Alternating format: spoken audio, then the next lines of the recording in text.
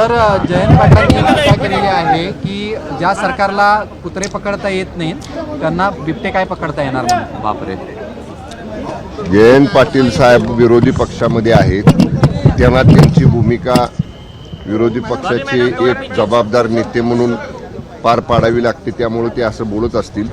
परंतु आपण पाहिलं असेल मुंबईमधल्या भटक्या कुत्र्यांचा किंवा शहरांमधल्या ग्रामीण भागातल्या भटक्या कुत्र्यांचा प्रश्न जेव्हा निर्माण झाला तेव्हा स्थानिक स्वराज्य संस्था त्या तिथल्या ज्या नगरपालिका महानगरपालिका आहेत त्यांना आपण ते भटक्या कुत्र्यांचं त्यांना पकडायचं आणि त्यांचा बंदोबस्त करायचा या प्रकारची मोहीम प्रत्येक शहरात राबवलेली आहे.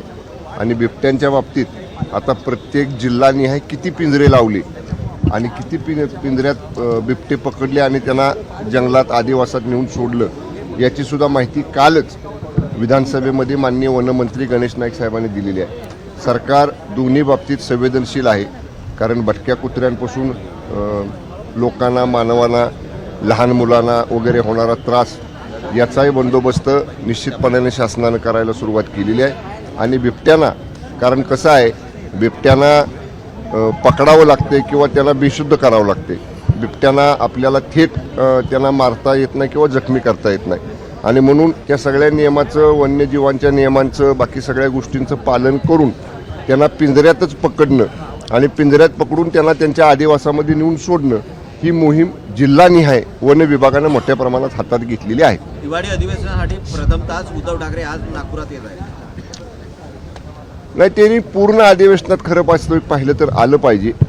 ते राज्याचे काही काळ मुख्यमंत्री राहिलेले आहेत आणि उबाटा पक्षाचे ते राज्याचे प्रमुख आहेत. त्यांनी खरं वास्तविक पाहता अधिवेशन सुरू होण्याच्या आदल्या दिवशी आलं पाहिजे. त्यांच्या विधिमंडळ सदस्यांना मार्गदर्शन केलं पाहिजे. त्यांच्या विधिमंडळ सदस्यांनी कामकाजात कसा भाग घ्यावा, कुठले प्रश्न कसे उपस्थित करावेत, रोजच्या रोज या बाबतीतलं मार्गदर्शन पक्षाचे प्रमुख म्हणून त्यांनी केलं पाहिजे.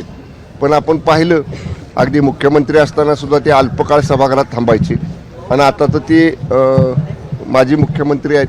पण तरीसुद्धा संसदीय कामकाज प्रणालीनुसार अधिवेशन ही इतकं महत्त्वाचं आयुध आहे की एक मिनिट या अधिवेशनातला हा अत्यंत महत्त्वाचा असतो.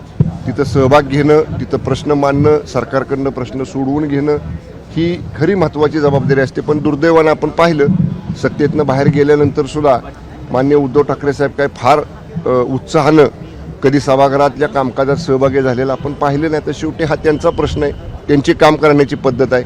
आपण यावर काय जास्त बोलणार. मुख्यमंत्री रिलीफ फंडात जितकी रक्कम जमा होते त्यात तुलनेत काही नक्की रक्कम खरं तर देण्यात आलेली आहे. त्यावरनं शेतकऱ्यांना किती मदत करण्यात आली हा प्रश्न उपस्थित विरोधक करताना पाहायला मिळत आहे. 1 अब्जावधीची रक्कम मुख्यमंत्री रिलीफ फंडात आहे, मात्र त्यात 75,000 रुपये हेच खर्च 75,000 कोटी असतील. फक्त 75,000 आरटीआय कार्यकर्त्यांना बाहेर काढले, त्याच्यात 1 अब्ज नाही. या बाबतीतली अधिकृत माहिती आपल्याला माननीय मुख्यमंत्री कार्यालयाकडूनच दिली जाईल, कारण या संपूर्ण मुख्यमंत्री रिलीफ फंड याचं नियंत्रण हे स्वतः माननीय मुख्यमंत्री महोदय करत असतात आणि माननीय मुख्यमंत्री महोदयांचं कार्यालय करत असतं.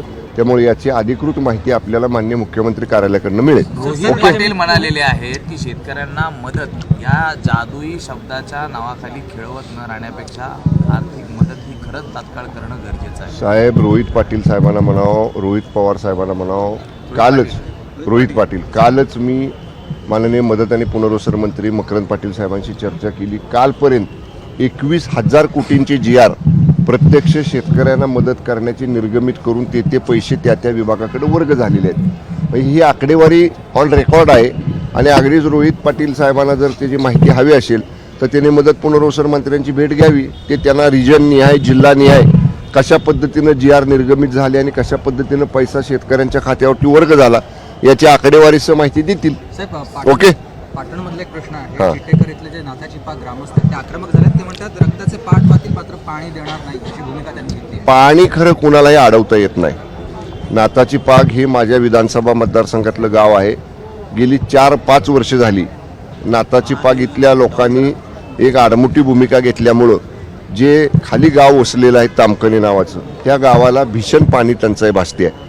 त्यांना दुसरा तामकणी गावाला दुसरा कुठलाही स्रोत पिण्याच्या पाण्याचा नाही आहे आणि म्हणून जिल्हा परिषद ग्रामीण पाणी पुरवठा विभागानं मुख्य कार्यकारी अधिकाऱ्यानं कार्यकारी अभियंता पाणी पुरवठा यांनी जॉईंट सर्वे करून नाताच्या पाकमधलं जे सार्वजनिक जागेमधलं पाणी आहे ते दोन्हीही गावाला पुरू शकतं, आहे त्या गावालाही पुरू शकतं आणि खाली टामकण्यालाही देऊ शकतो आपण, अशा पद्धतीचा अहवाल दिलेला आहे.